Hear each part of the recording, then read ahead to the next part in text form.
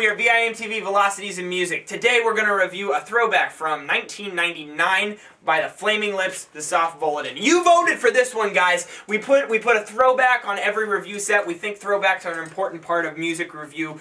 And as a community, I think you want them. I think that more review sites should do throwbacks, although a lot of those written review sites have been around for years and years and years, and so they probably already have them. Like our friends at All Music, who always give us good ideas as to the research that we're doing. So the Soft Bulletin, the Flaming Lips. Well, Tom and I saw the Flaming Lips in concert, and that's where he got that shirt, which is just hilarious. And let me tell you something, best live show I've ever seen. I've seen Radiohead, I've seen Nine Inch Nails, I've seen Andrew Bird, I've seen lots of shows. This is the best. I also think that this album is just one of the best albums ever written. I just do. And the Flaming Lips are a band. They're from Oklahoma City, Oklahoma. They were formed, I think, in 1987. They put out a number of crazy drug-induced albums where they're, Clouds Taste Metallic, audio transmissions from the Satellite Heart, or just transmissions from the Satellite Heart, where, you had She Don't Use Jelly, and then Clouds Taste Metallic did This Here Giraffe, and then they did Zyreka, and then this came out, and this was a monumental focusing of their sound. It's where you saw Wayne Coyne actually try and sing and not just be this drugged out, where you actually saw vocal parts being written in a catchy manner. It's where you saw the songwriting shift from lots of distortion, just lack of production, or tactful production, to really focus songwriting, really focus lyrics, really focus themes. Everything here is just this barrage, this just very lush, dense inclusion of all different instruments, and these songs are structured in a way that the lyrics are corresponding with the instrumentals,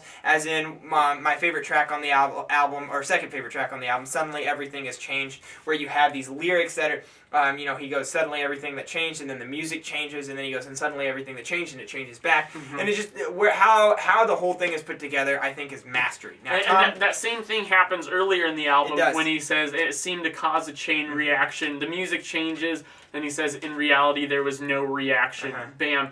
That is something that not enough people do with lyrics. Oh, what do you know? As long as you're going to have lyrics on top of some music, why don't they work together instead of just sitting on top or below one another? And that is, I think, one of the most masterful parts of this album is the way they make those two work together. But even so, this album is all themed about love.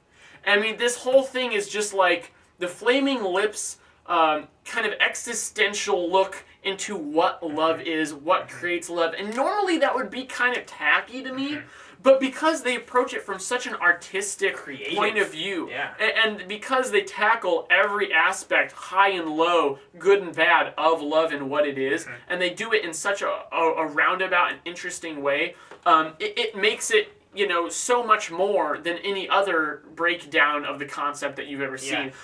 Case in point, track 5, Buggin'.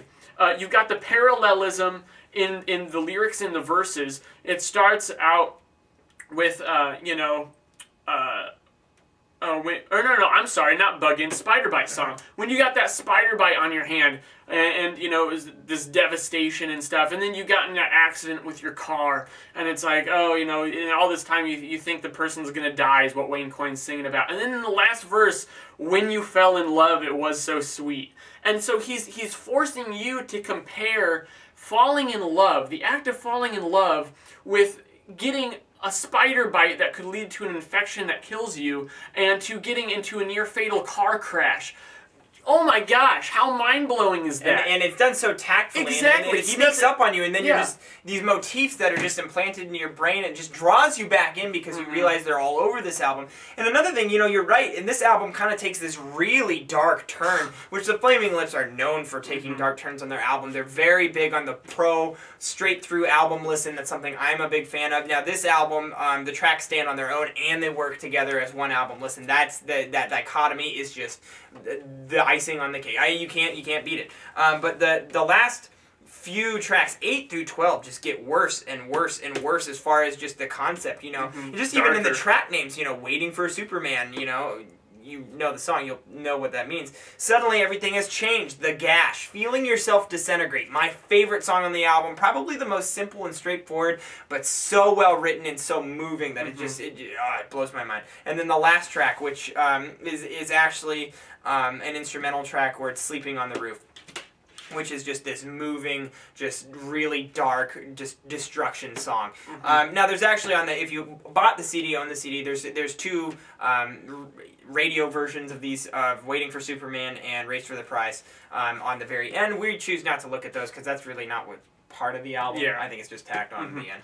But overall, I love this thing. I can't really think of much bad to say about it. Maybe in the production, but my overall gut feeling on this one tells me I love it so much, and I have so many good things to say about it that I have to go 99. Not 100, because I like Yoshihime just 1 point more. I am going to go 97. I think this is a true masterpiece. To tell you the truth, I can't put my finger on what's keeping those 3 points away from 100. It's more just for some reason I listen to this and I am absolutely blown away. This is one of my all-time favorites, but for some reason it just doesn't feel quite perfect to me. I just can't give it that score, but still, I mean, what bad can you really point your finger on on this album? It is incredible. What do you guys think? What's your favorite Flaming Lips album? Tell us at www.velocitiesandmusic.com or youtube.com/velocitiesandmusic. For those of you who voted for Death Cab's not Transatlantic, We Have the Facts. We love that album and we'll be reviewing it someday, even if we have to force it upon you.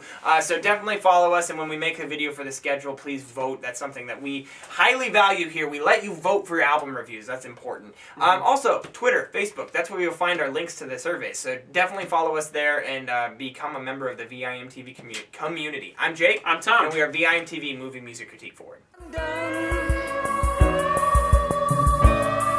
Above our heads it swung.